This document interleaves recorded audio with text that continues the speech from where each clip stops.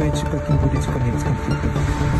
E um regime se assume democrático e tem divergências no exercício dessa democracia, né, em relação a como ela é entendida no Ocidente. Qual é o problema nisso?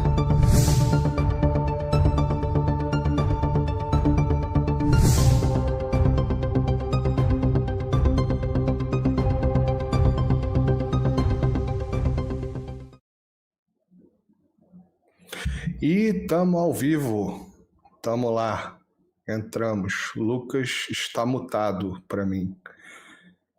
Eu mutei mesmo. É isso, beleza.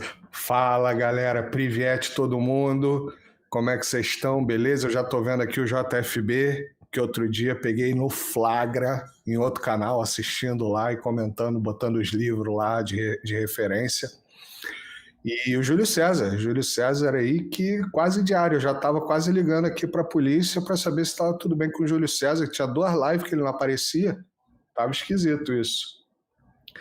E aí, Lucas, beleza, irmão? Beleza, tudo certo. E hoje a gente vai ter um programa um pouquinho diferente, galera. Hoje a gente vai ter como convidado o Andrea Lucidi, que é brotherço nosso aqui do canal também, italiano que vive agora lá na Rússia, tem coberto a guerra da Ucrânia desde o início, né, o conflito, e a gente hoje vai falar sobre as eleições da Bielorrússia, né? Tirar algumas dúvidas, ver aí com o pessoal o que o pessoal acha, como é que foi essa história toda, por quê? Porque tanto o Lucas quanto o Andrea foram observadores internacionais nas eleições. O Andrea também foi como repórter e, inclusive, conseguiu lá tirar uma casquinha do Lukashenko, né? Isso foi bem interessante. Então vamos lá, né? Sem muita delonga, vou puxar o Andrea para a tela, mas a gente vai mudar para inglês agora, beleza, galera? And all right, Andrea is on the screen. Andrea, how are you doing? Hello, Marcelo. I'm fine, thanks. Hello, Lucas. I'm very happy to see you again after Minsk. Yeah, and so I was just introducing the show for today, since both of you were on Minsk for covering the elections, and this is very interesting topic because, you know, what the mainstream media tells in Brazil is that, yeah, you know, Belarus is a dictatorship and Lukashenko is a dictator and all those things. And you were there, and both of you made some very interesting videos, and I think it's interesting to bring this perspective because here in Italy, I have a perception of elections in Italy, as in Brazil, as in Portugal, and I would like to understand how this took place, how this developed, and how this was happening there, because it really didn't look like a dictatorship for me. Well, if we consider Western societies Democrats, that didn't look like a dictatorship. So let me start with Lucas. Lucas, you made some very interesting... No, let's start with Andrea. Let's start with Andrea. I'm always here, so... Exactly, that is also true. Lucas is also the host of the house. And let's start with Andrea. Andrea, please tell us a little bit of how do you see that? How do you perceive the elections? Your main perceptions. Well, you know, this was not my first time in Belarus. I was in Belarus in October of the last year for working about some topics about the relationship between Italy and Belarus, because after the incident in the nuclear power station of Chernobyl, a lot of children from Belarus make some period in Italy for medical health care, for health issues, and a lot of them till now have contact with their Italian families. And I was very shocked because in the region of Gomel, till today, there are a lot of people that are speaking Italian. And for example, the director of Belarus Chitiri, the 4th channel of the state television in Gomer, was speaking Italian. It was very strange for me, but at the same time was a beautiful proof of the power of the relation between states. And I think this is one of the biggest message for the peace in the world. So I choose to come back for the elections because, right, you said, like you say now in the West, the media and the politicians say that in Belarus there is a dictatorship, that there is oppression by the government against these poor people that don't have anything to do, anything to eat, any way to have a fun. But what I saw, it's totally different because, for example, for many ways, Belarus is more free than Russia. For example, Instagram is free in Belarus, but in Russia it's blocked. Or you don't need a VPN for visit some internet pages like Instagram, Facebook, and other Meta pages, because Meta is extremist organization in Russia, but not in Belarus.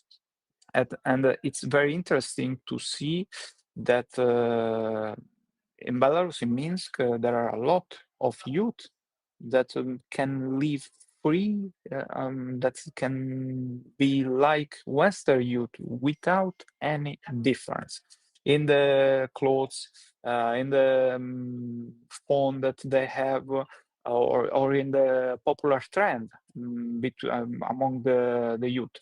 And this is very interesting. For the elections, in the West, in Europe especially, we have fake Belarusian government that is named like Belarus government in exile, that is supported by the European Parliament and some structure of the European Union, but nobody recognizes them as the real government of Belarus, but they are supported for spreading their propaganda against the state of Belarus, and this is terrible because they have financial resources, they have space in the media, they have all that they want, but officially nobody recognizes this government as the legitimate government of Belarus. And as a journalist, I found the government of Belarus and the organization of the election totally open and totally free to show us what we want. For me, was completely easy to going in the pools of vote and make questions to the people that was coming for vote, or to make question to the people that was working at the pool station without any control. Nobody wanted to check my material before the publication. Nobody wanted to check my question before I tell the question, till the president. The president of Belarus, I have this big honor and this very wonderful occasion to participate at a press conference with the president Alexander Lukashenko, and nobody asked me before, do you have question for the president? I need to check. Nobody asked me that. And I gave my question to the president free. He replied, and it's most important, we had a press conference for like 4 hours, 30 minutes, and the president stopped this press conference when were no more questions from the journalists. And this is very, very important, and can communicate us that Lukashenko was ready to answer anyone journalist that was there. And Just, yeah. I saw some parts of this press conference, and even that hideous BBC guy. I don't know if you know his name. That guy, it just, he's 2 seconds away from Piers Morgan from me to want to punch his face. He's so annoying. But even that guy, he made the most absurd questions, and Lukashenko answered them, well, in Lukashenko's way. That is very interesting as well. But yeah, 4 hours, 30 minutes. What we see, for example, the last 4 years of Biden in the office were press conference where he came in, he speaks, a script that was already in his hands, and sometimes leaving space for one with question. the card, and he read also stop. Right? Do Stop. you remember? Stop. There were several occasions of that. I made all the clown words. Little pause. Now let people clap. Exactly. That was, and sometimes there were space for questions, and that were those market cards that would ask some very, very easy question, very, as we say in Brazil, water and sugar questions. And even then, sometimes he was, tripping and not being able to answer those questions. And 1-2 questions, and that's it. That's over. Now we have Trump on the office, and even Trump is behaving, because Trump, I'll give, as to his credit, he's much more well articulated than Biden was. But even now, you see that he's diverging questions, and he's just at some point saying, that's it, and that's it because I want to. But 4 hours and a half, that's a long time.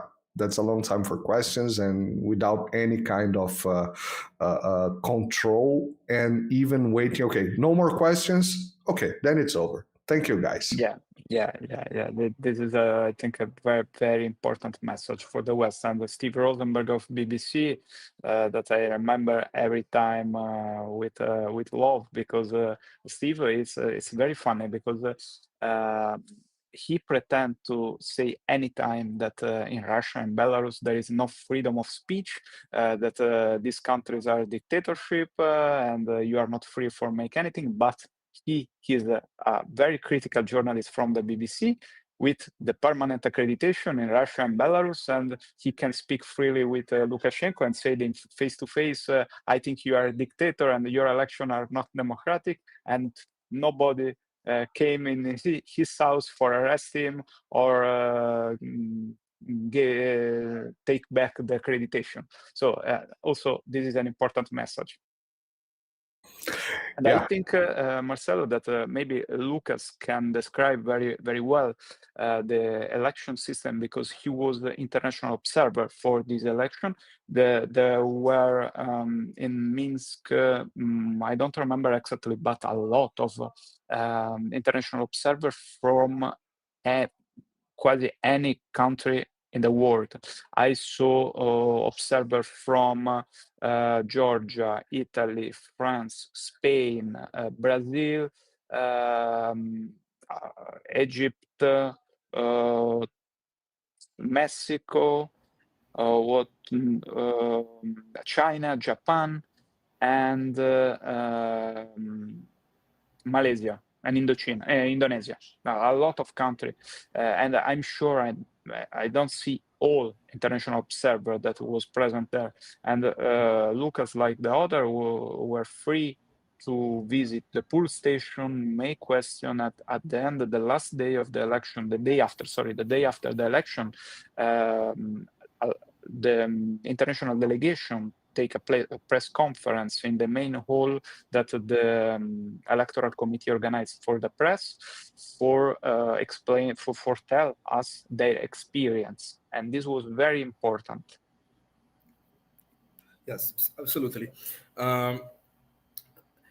I had a very good Just a second, Lucas. I will vanish from the screen for a second. You won't be able to see me because I have a nuclear incident, a nuclear diaper incident here now, and I have to get clothes on the wardrobe, and I'll be just back. Please, Lucas, tell us your experience there. Or... Just keep going. I will. Okay. My camera will vanish for a second. Okay. So I had a very good experience as observer. This was my third time in Belarus, but my first time working as observer. First of all, it's necessary to understand that if we are working in a dictatorship, we assume that everything will be orchestrated, that people will tell you what you need to do, what you have to do in order to legitimize such elections. But this is not what happened in Belarus. I was very free to do anything I wanted to do in order to take my conclusions about the elections. I received there, in addition to my badge, the Constitution and the electoral code.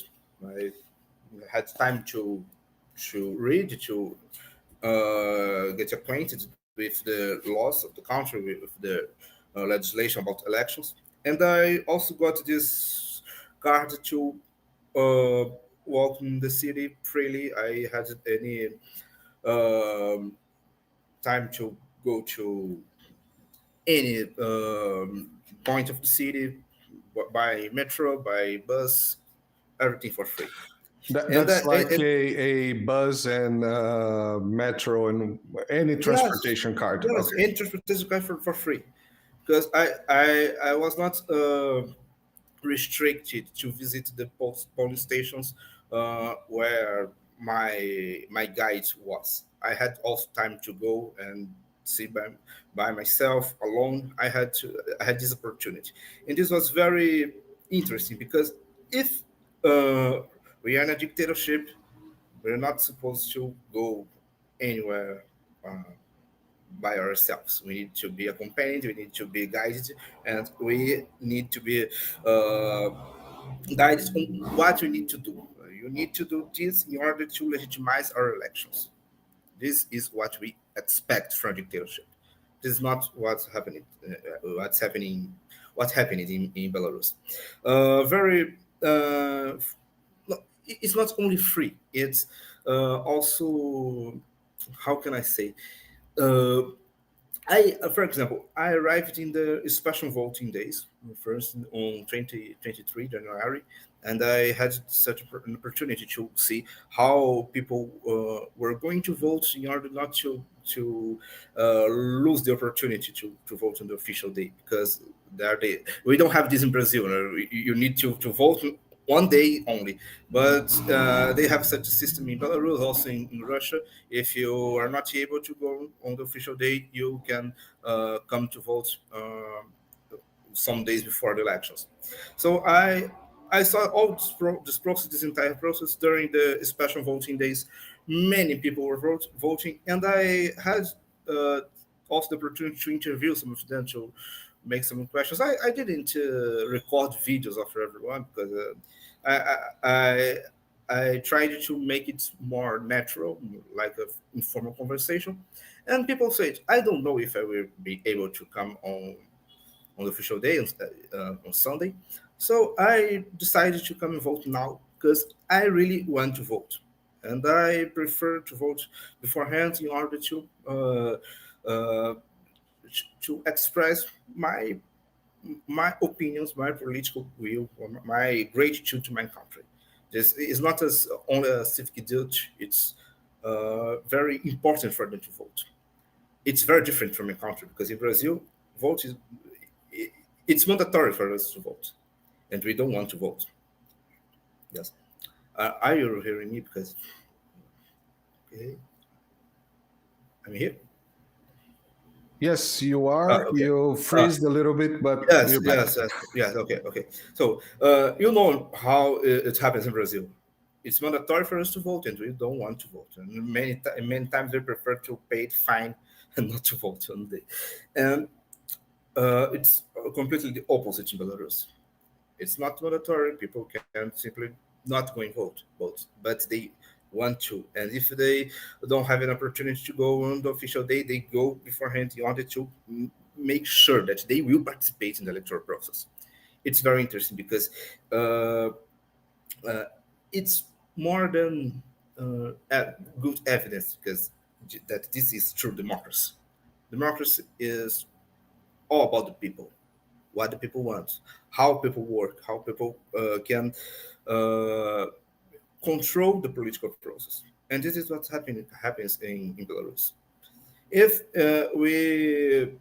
we take democracies from the Western point of view, we have many other points to analyze because the West has its own concept of democracy, liberal democracy, and wants to impose it everywhere in the world, and demands that every country adopt such concepts. But what happens in Belarus is, indeed, it's not liberal democracy. It's not according to the West. They have their own concept of democracy, but it's really democratic because people participate, people control their political process, people express their will, they are free, they don't have any political military pressure to do what the government is demanding to do. There's no such a thing. It's really free, really democratic. I'm of course speaking according to my experience as an observer, but every observer I had an opportunity to talk with had the same opinion. There were many people from all around the world, from all continents and most of all countries. Many international organizations, the European Union, of course, did not send anyone. Not as an organization, there were many Europeans there, but independent observers, not representing the European Union. But other organizations, the Shanghai Organization, the African Union, many other organizations that are much more relevant in the current geopolitics than Europe. They were there, and they had the same access that Belarus had free, democratic, and fair elections. I think the European Union doesn't agree because they before the elections had an opinion. They published their assessment about the elections before they take place. They said that this is unfair. We don't accept the elections. We don't recognize the government. But it was very expected because they had the same assessment during the 2020 elections, where many European countries, many Western countries support the opposition side. And because the opposition lost the elections, they simply decided not to recognize the government anymore, not to consider any democratic process in Belarus. Sorry, any electoral process in Belarus democratic and fair. So I think that the Western assessment about Belarusian elections is a good example of how the West is becoming obsolete, becoming very isolated in its geopolitical position. They have their opinion, they say what they want to say, the world simply hears and don't agree, and things simply go on. So the entire global South recognized Belarus, things keep going on, the world keeps going. The West have their opinion, and okay, it doesn't matter.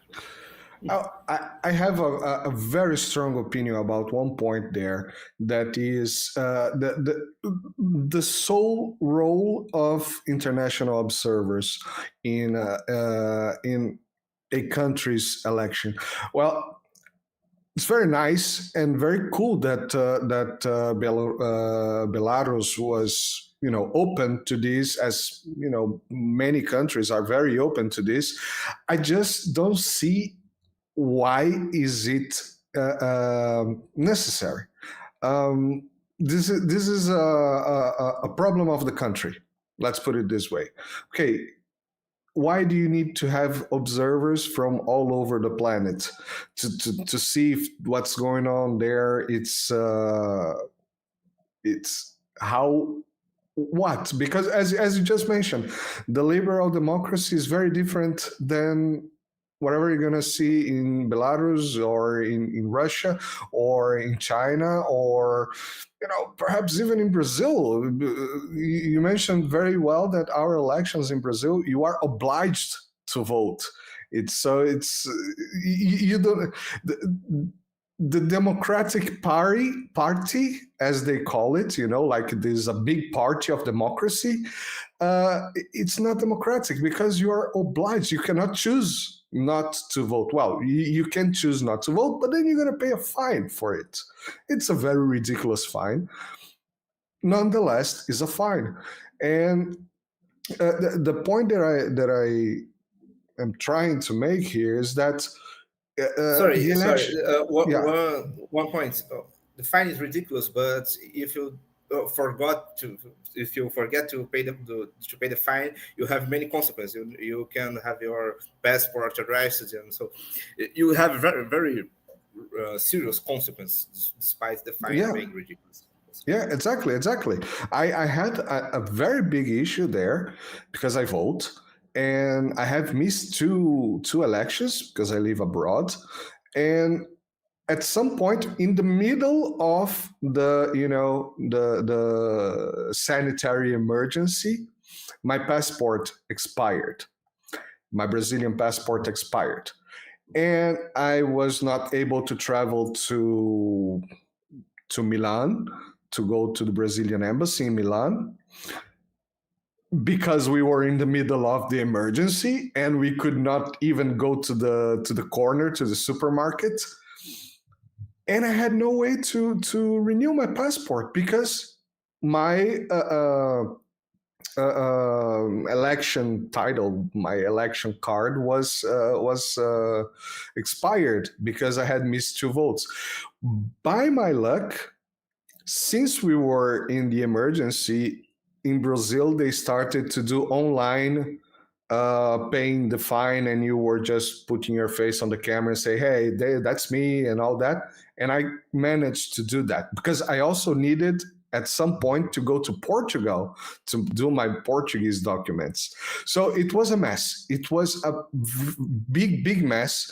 And I know other people here and in Portugal that have problems with that because they immigrate underage and they did not have the voting card, and now they cannot renew their passports because they don't even have the voting card, the voting number.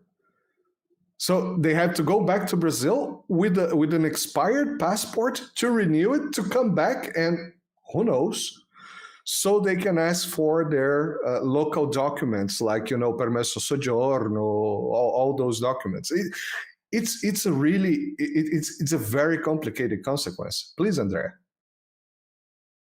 And it's very interesting to note that some other type of immigrants in Italy that don't have any work, don't know the language, don't have any place to stay, they don't have problems like yours. It's not strange. Why? It's like if this is my perspective from here. It's if Italy would like to prefer another type of immigration, an immigration that can give nothing for add value to the country. But I don't want to tell about this topic because we can stay here till tomorrow and speaking about the immigration problem in Italy and how the Italian policy and bureaucracy don't make anything for fight this phenomena. I would like to add at what Lucas said that in Belarus was possible to vote against all candidates. In the skate was this option was possible to put this vote because the system for be candidate in Belarus it's very centralized, and at the end, after the collecting of the signature from the people, At the end, it's the Central Electoral Commission that can value your question for be a candidate. For this reason, it's possible, it's an official option, vote against all candidates. And in my experience, Belarus is the only one country that gives to the people this option. And another date that can be interesting, I make a lot of interview, and some people were very critically about the war in Ukraine.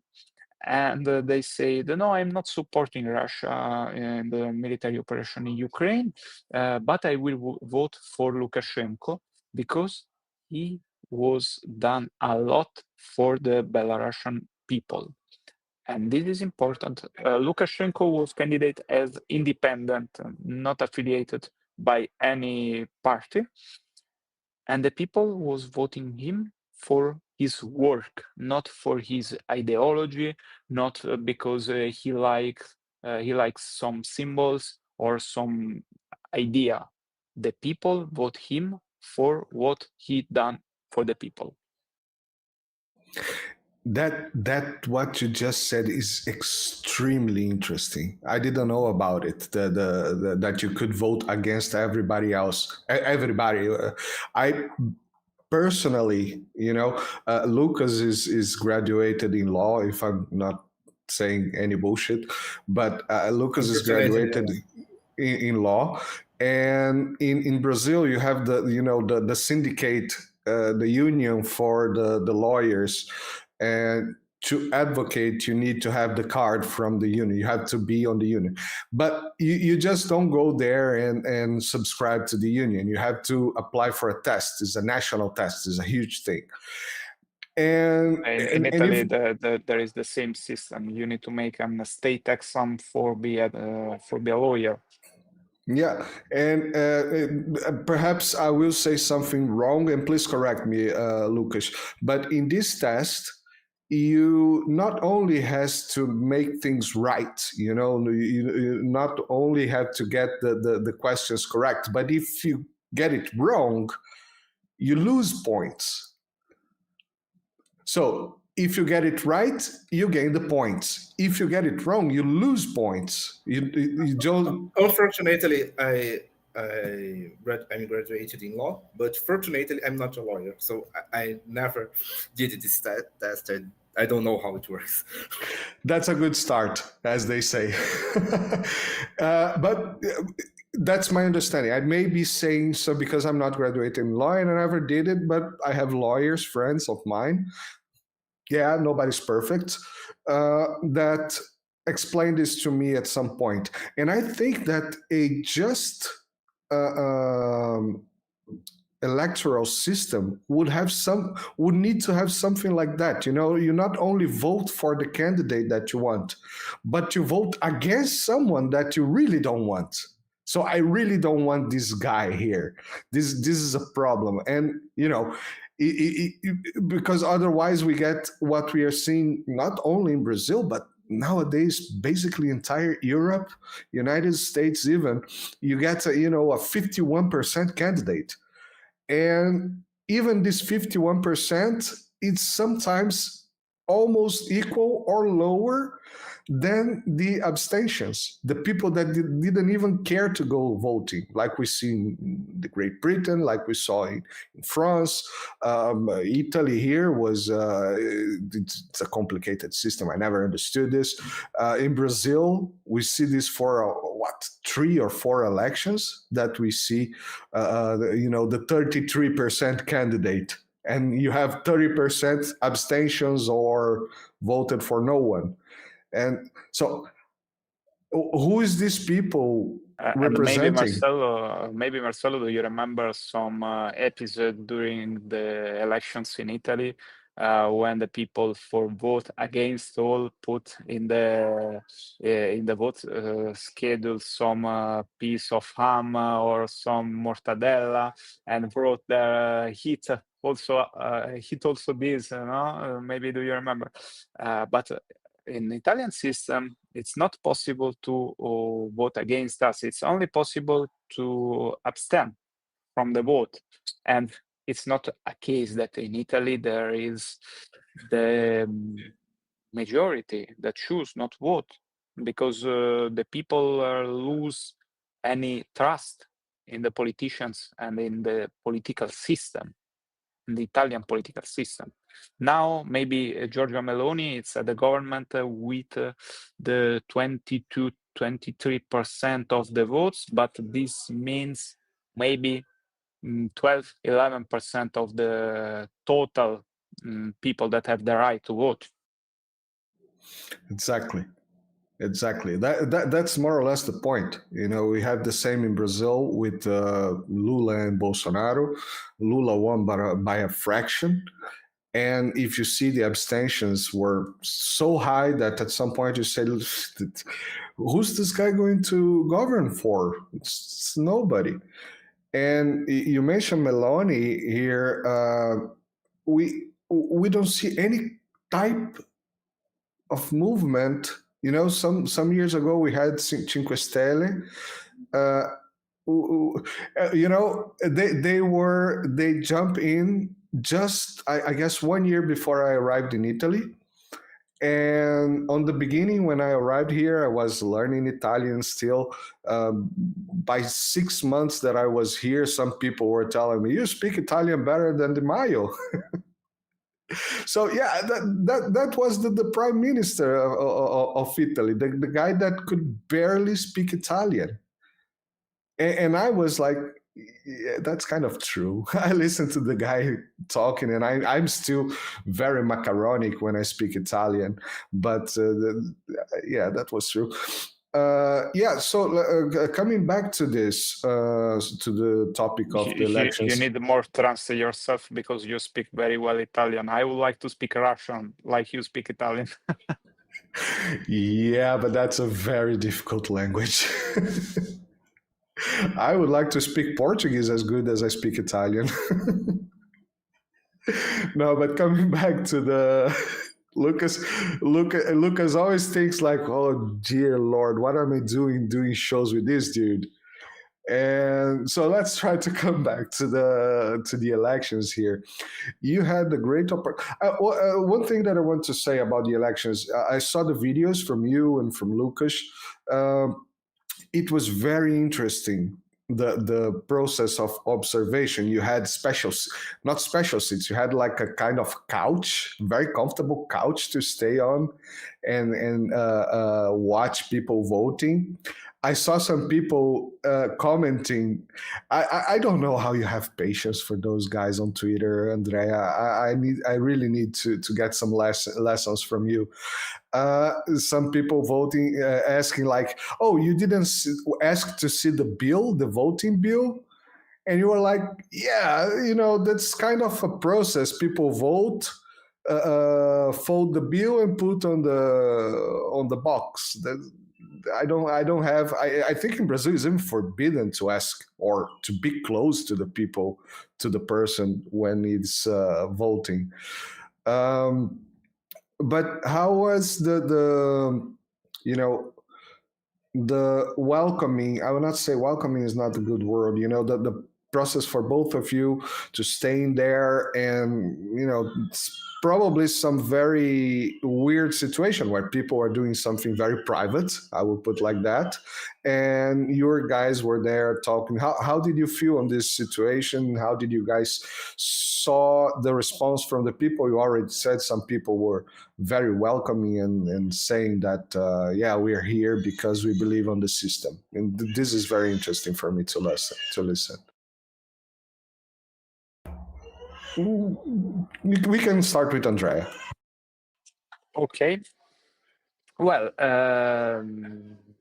the system, like we said, it's in my opinion, the Belarusian system. It's very similar to the Italian system, and I found the people more comfortable with the vote. I work in Italy. I worked in the poll station during the elections time, and a lot of people, especially the old people, have had a lot of doubts a lot of questions how it's working the vote, because every elections in Italy, it's very funny because every government try to change the electoral law and try to make some modification in the bills, no? And at every election, there are people that are not sure about the procedures, and they ask a lot of questions. I need to put the things here or here. I need to write some name and who is working. But no, in Belarus, the people, Una marca di especially the whole people, was very comfortable with the system. They were very sure they can take the bill, go in the post station for voting, take the vote, and take the bill back. Nobody wanted to check the bill, of course. Were not military, not soldier, not police that pretend to check their vote. I read some people, some journalists that try, some bloggers that try to wrote and to share this fake about some check in the bills, but was completely a fake news. Nobody pretend to see the vote. Also, President Lukashenko was coming for vote in his poll station, and sometimes in the Italian history, the prime minister pretend to show to the cameras his vote, but Lukashenko vote and secretly put the bills in the box without some special occasion. He take a speech with the press, but the procedure of vote also for him was following the law. And this is very, very important, and can show us that in Belarus the law is equal for everyone, from the president to the last person in the country. And you don't need to have fun with the Belarusian law, because the police is very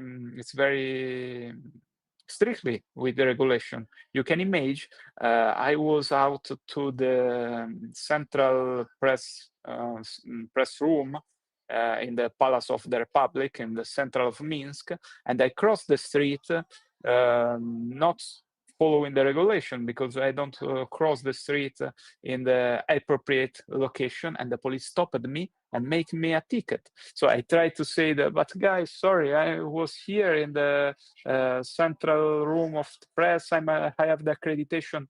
No, it's not the right place to cross the street. Ticket. Okay. So I try to make the Italian of the situation, but I have the accreditation. Yeah, but don't you work. know, Law is law. That's extremely interesting. That's yeah. I don't care who you are. I don't care what you're carrying with you. You can put your your €5 apart. I don't want it. Yeah. Yeah. And funny. But I asked to you the got police, a ticket for us. Yeah, I asked the police, but guys, after this ticket, can I come back in Belarus? They look at me and say, like, what stupid question? Of course you can. This is only a ticket for pedestrian infraction. It's not condemned for life imprisonment. What do you ask?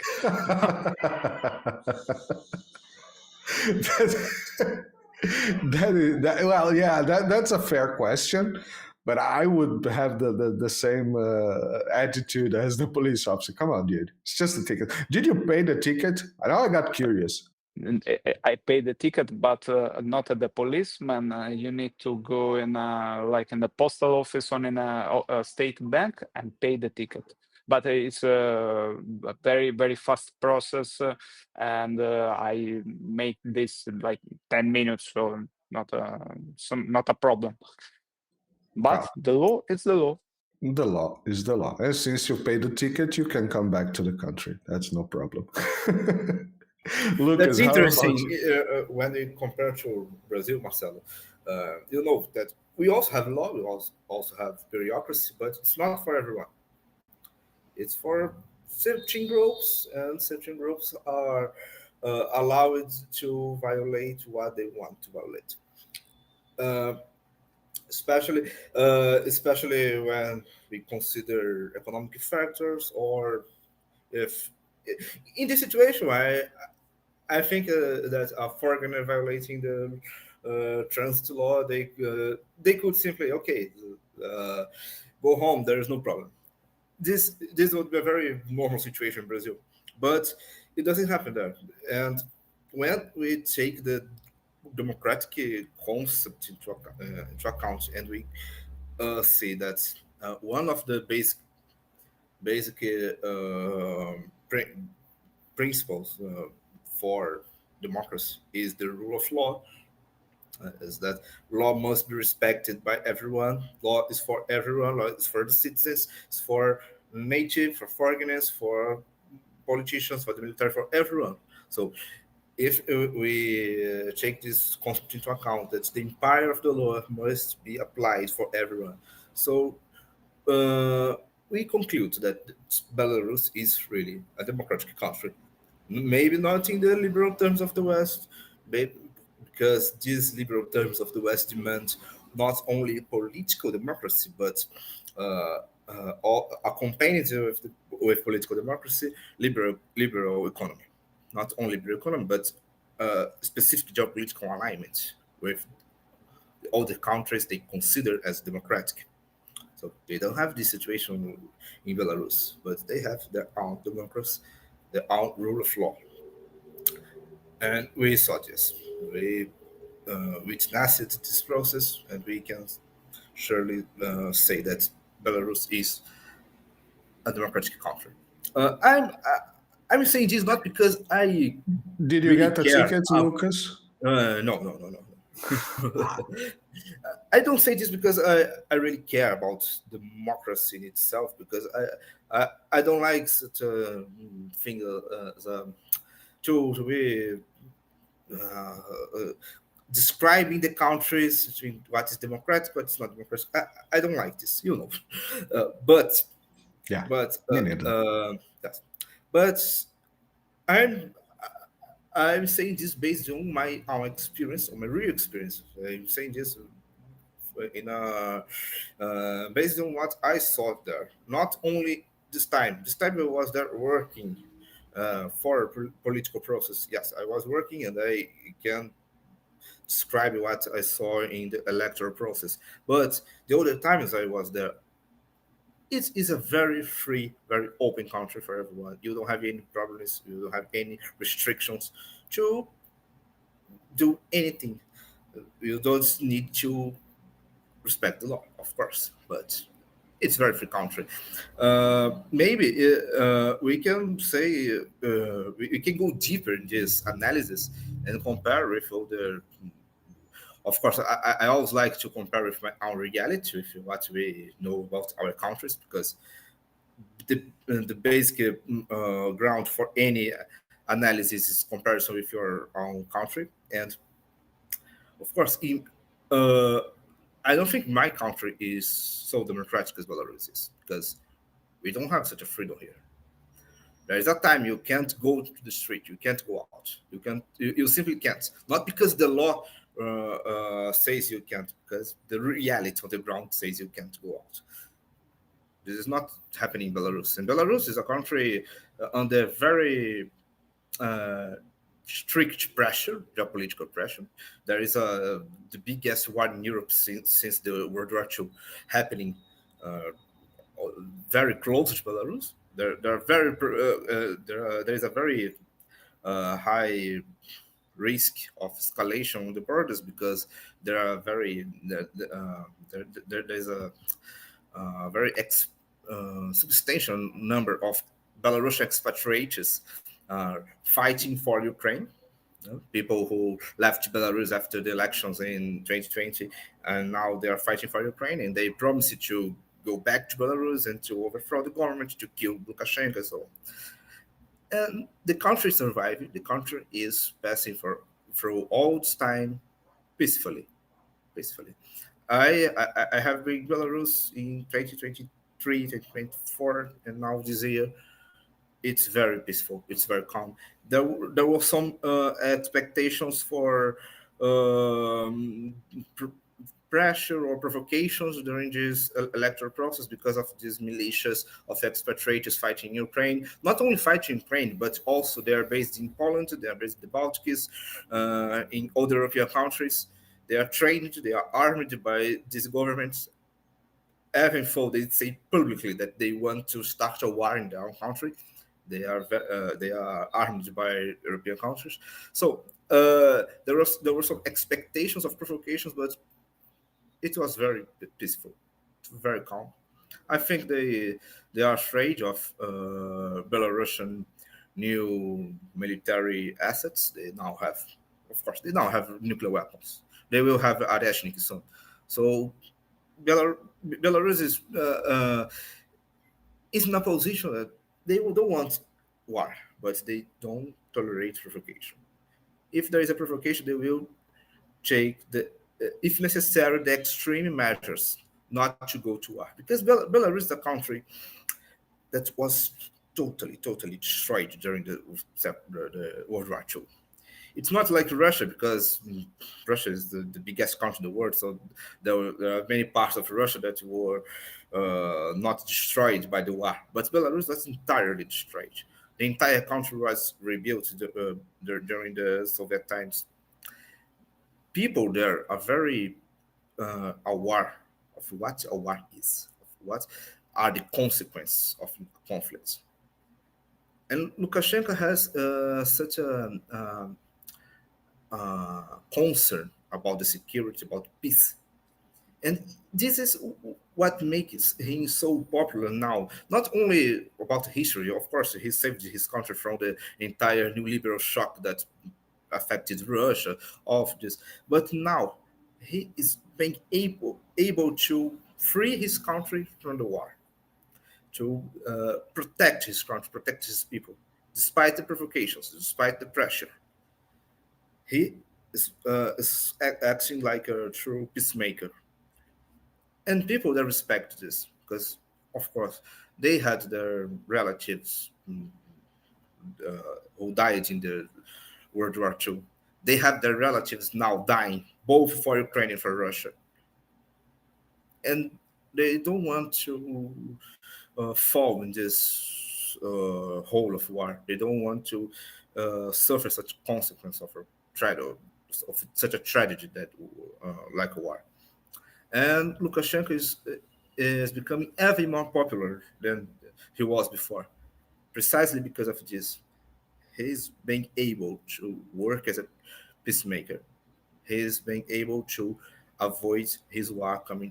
His country coming to war, when all the paths, the neighboring countries are imposing on Belarus, lead to war, and he is very emphatic in this. We don't want war. If necessary, if we have nuclear weapons, we have extreme arsenal, we have all we need to protect our country, not going to war, because our country know war, when our people know war, and we don't want this. He says this all the time. Not only Lukashenko says this, very all of his team, his ministers, they are saying this. They are very emphatic at this point. Belarus doesn't want to go to war, and I think it's a very important point when we analyze why he's so popular. Okay, 87% of voters approving him. Oh, I don't think it's unrealistic.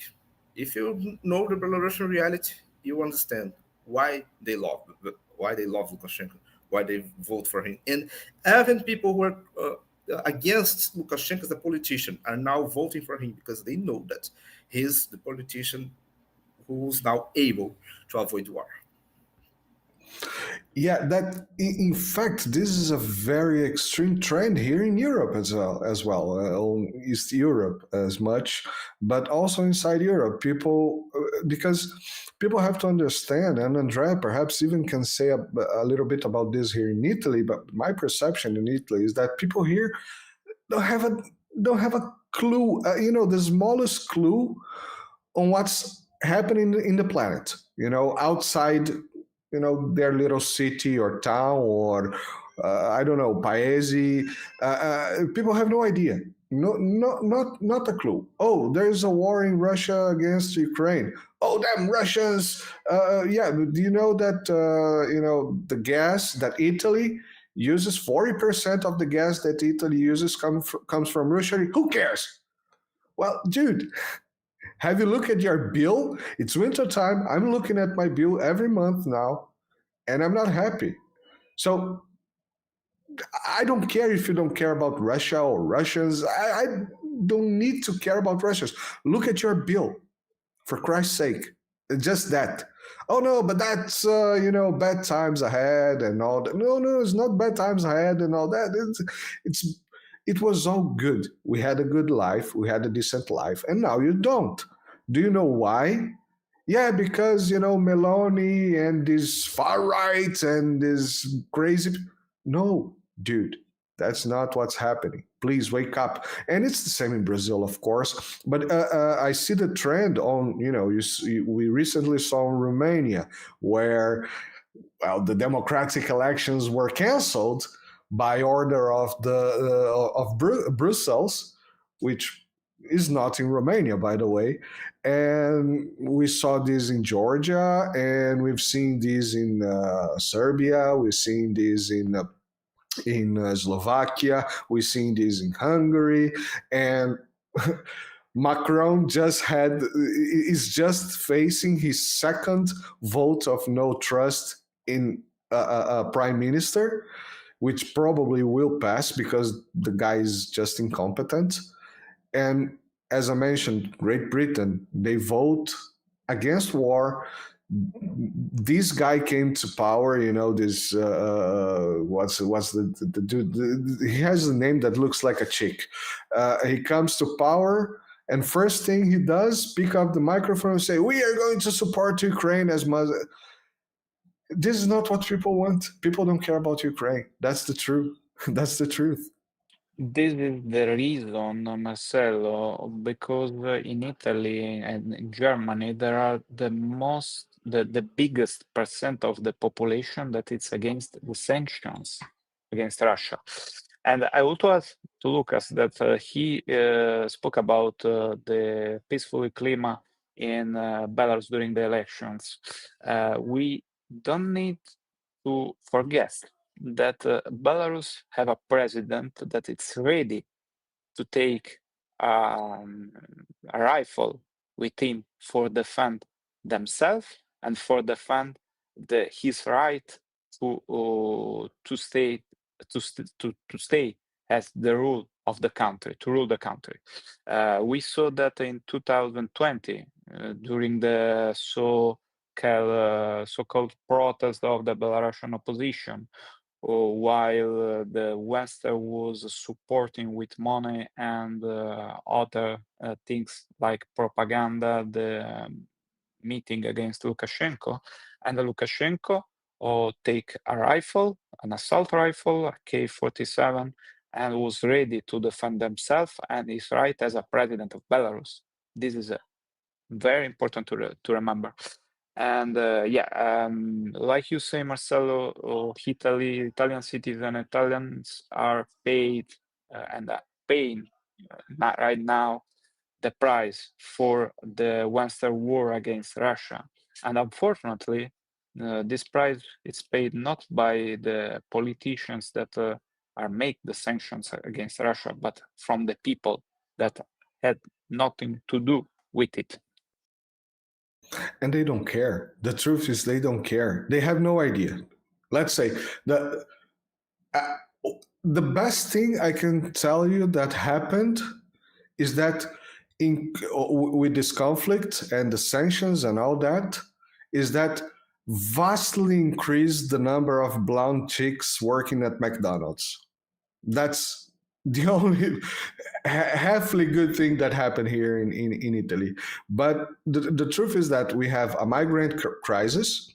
And as I mentioned before, now we cannot say that Europeans are racist anymore because they hate white people as much as they hate black people, with the Ukrainians coming in. We have soaring price.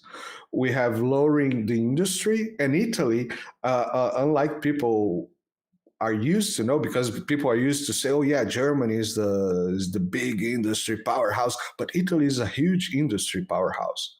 It's as big or not bigger or even bigger than France, not Germany. But Germany going down, well, we still have Italy. Plus, Italy is a big food house. We have a lot of agriculture here, and all that is going down the tubes. The tourism this year, did you saw the videos of the beaches this year? Italy was having problems with tourists because I mentioned this before. When I've been to Egypt, it was packed with Russians in Egyptian resources. Do you know where those Russians were not? Well, in Ravenna, in Rimini, they were not here. They were not here this year. They were not here the year before. They were spending their good rubles in Egypt. And I spoke to some of them, well, but you have the sanctions, you have problems because Egypt adopted the sanctions, of course. You have problems? Yeah, no, I came with rubles. I was able to exchange my rubles. Not officially, but I was able to exchange them. Not a big issue at all. So people are not paying attention that none of this is working. We are losing ground. And I have a question here now that is interesting because I have no idea about this. From Julio Cesar, he asked, companies like IBM forced Belarusians employees to move to Poland and Latvia 4 years ago. Do you guys know about this? And if so, do you know what the measures Belarus took about this, if it is the case? Any of you know about this? Lucas, please. No, I don't know if there is a guideline or directive of measures to be taken in this case. I really don't know. But this has been a very common situation recently since the sanctions started, and I don't think it's a big issue, at least for Belarus now. I really don't know anything more specifically. Andrea, have you heard this before? No. So I have the same opinion of Lucas, I think. Yeah. So I think do you guys want to, we are about 1 hour now. Do you guys want to say anything else about the elections that you consider is important and we have not covered? I will close my life today with you, and we'd say that the opening that we saw in Belarus was fantastic, and this is the main proof that the Belarusian government had nothing to hide to the public opinion or the media. All we were free to go everywhere, speak with anyone, and film what we wanted without any control, without any limitation. And this is the most important message that need to be shared with the West. Lucas? Absolutely, I have the same opinion. I always like to say that when media is one-sided, there is only one opinion being imposed, and older side is being censored. We need to take care. We need to be careful and start looking for other sources of information. You don't find anything interesting, anything true about Belarus in Western mainstream media, and it includes Brazil, because I don't consider Brazil as part of the West, but our mainstream media in Brazil is nothing more than a translation of Western American and European media, and they don't have any kind of good source in Belarus. They don't send correspondents. They are not there. They don't know what is really happening on the ground. But they receive messages from their partners in Europe and in the US, and they say, "Oh, it's unfair. It's undemocratic." So cover the situation, saying that it is not democratic, and that's what our people receive here in Brazil. That's what you hear in Europe, in the US, and so on. But we work there. We know the situation on the ground. Not only Andrea and me, but many observers and journalists from all around the world. Uh, the, there were many people from relevant international organizations from the global south, African Union, Shanghai Organization, groups that are much more relevant than the European Union, than the United Nations itself. They were there and they approved the elections. They said it's absolutely normal. It's absolutely according to the democratic process. There is no possible critique against these elections. And of course, you will not hear about this in Western media. They will not say that there were representatives from international organizations there approving the elections. But there were. We know. We were there. I was in the press conference of every organization present there, and all of the representatives say the same. It's fair elections. It's normal. It's democratic. So But Kaya Kallas, an extremely relevant personality in the global, foreign affairs place, said it's a sham. So Yes. we have to go with that, right? Yes, the same girl who said that we need to divide Russian in 192 nation states. Yes, Because two is we can just see two, clearly. Yes, we can see very clearly who is against the Union State, who is against Russia, Belarus, and who is friendly with the Union State. And this is all. That's all. I don't have anything to add. No, that's perfect, guys. Which, by the way, since we mentioned, dictatorships, Andrea was also a couple of weeks or month already in Venezuela and had a very interesting experience there. And we have to get together. I'm very curious. I saw the videos you made. I thought it was a very interesting experience.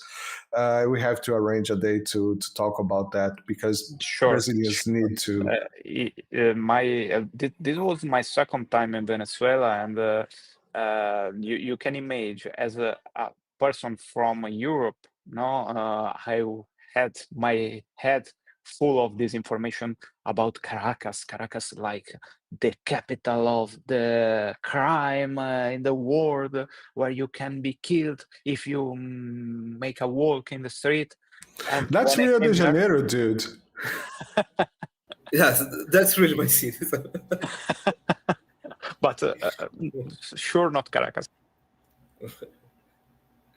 No, yeah, I saw the videos. It was very interesting. I even mentioned there in Shitter, I wrote you that a lot of the images that I saw that you made on the street, on hotels, and so on, it really reminded me a lot in cities in Brazil.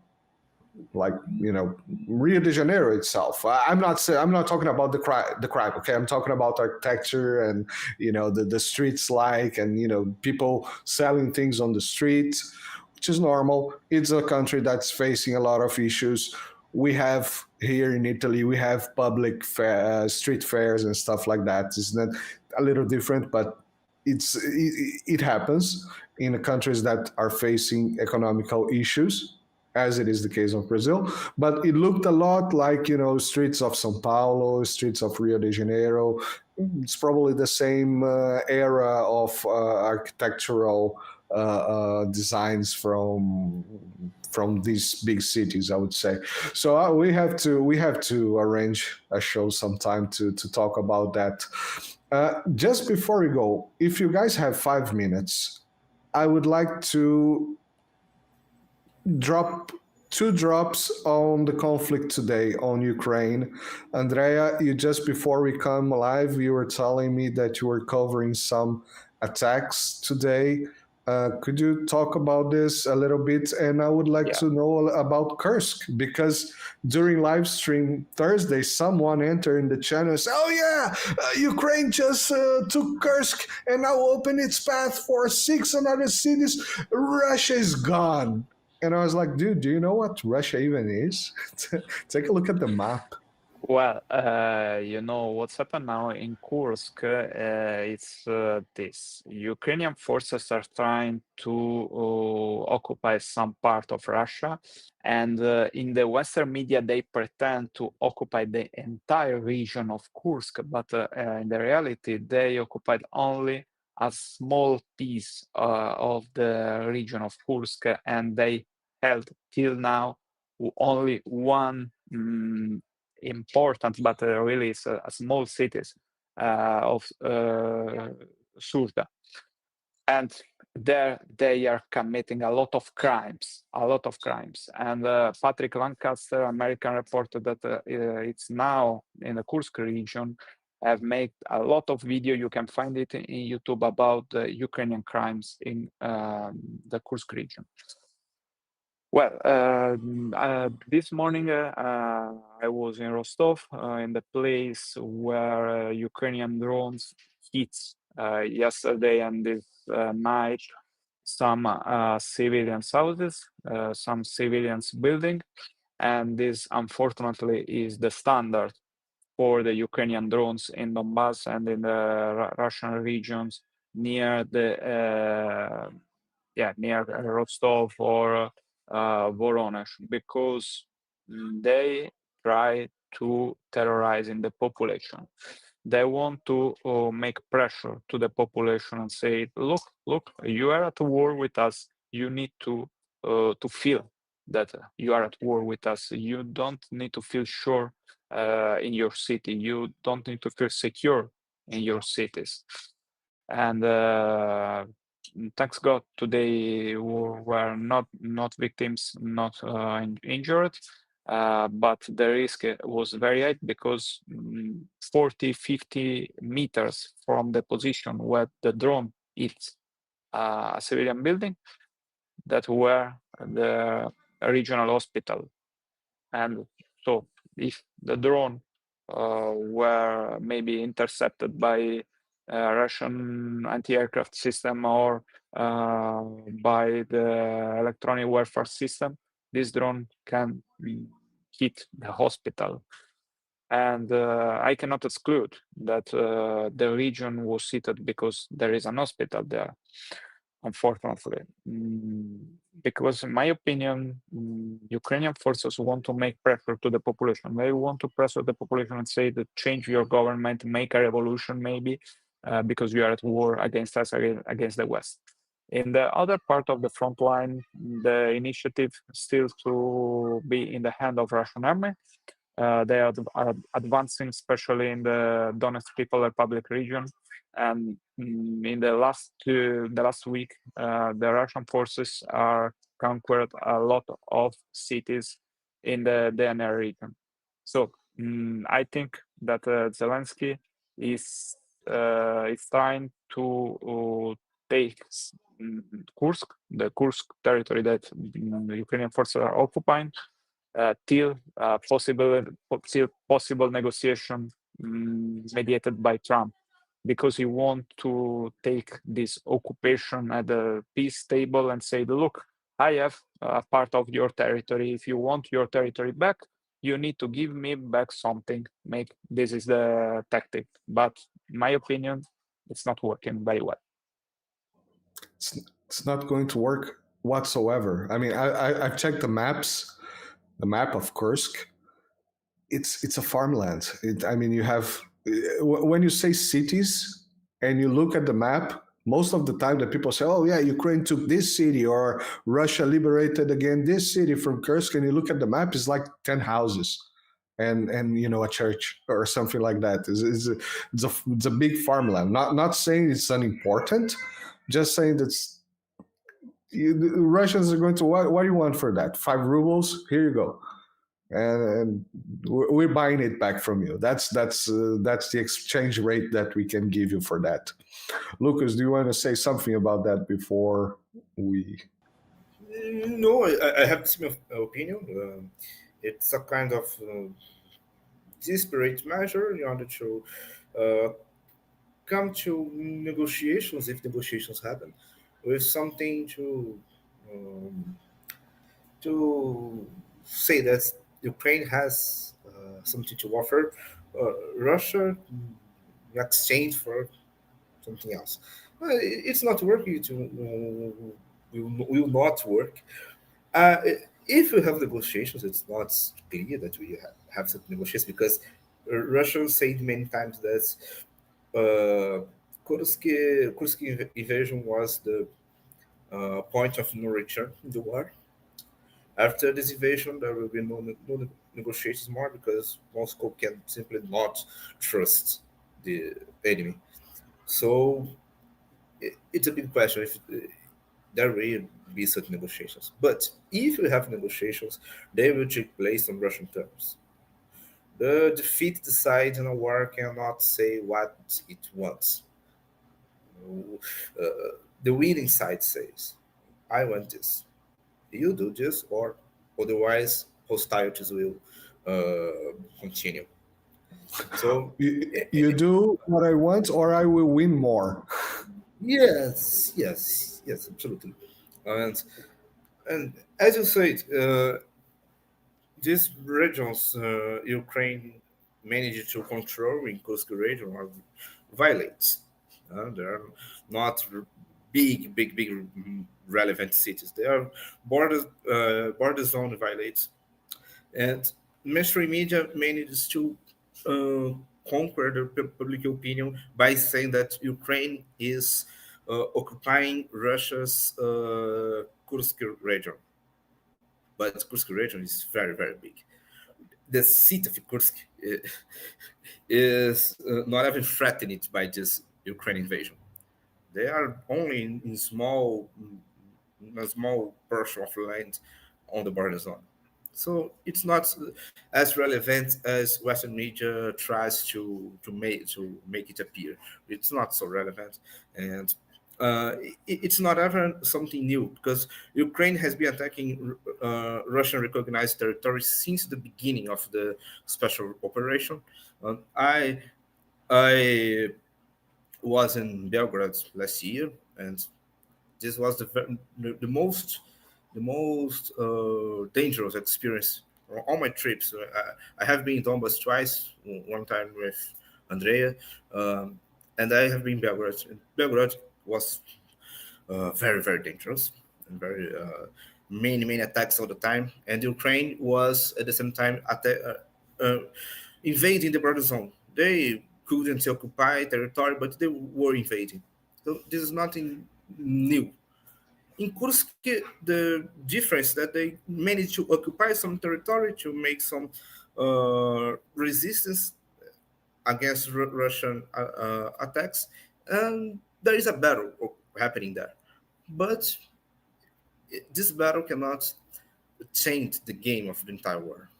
So, but of course, Western media is playing its role in the war and the information camp by trying to make it appear more relevant than it really is. Just like Robotino. Yeah. Yeah, do Guys, you remember Rabotino when they uh, coming there? Oh, the 2023 Ukrainian offensive that pretend to reach Crimea and then yeah, I remember in one of the Ukrainian channels on Telegram that I follow, they made a super cool video. They are good at making videos, these Ukrainians. Super cool video, which the entire screen of the monitor was Robotino, basically. So it looked like a big win, you know, these red dots growing, growing, growing, growing. And then you look at the map, again, it's like five houses and a church. I don't think there is even a church in Robotino. For sure, there's no McDonald's. So too small for for making the news.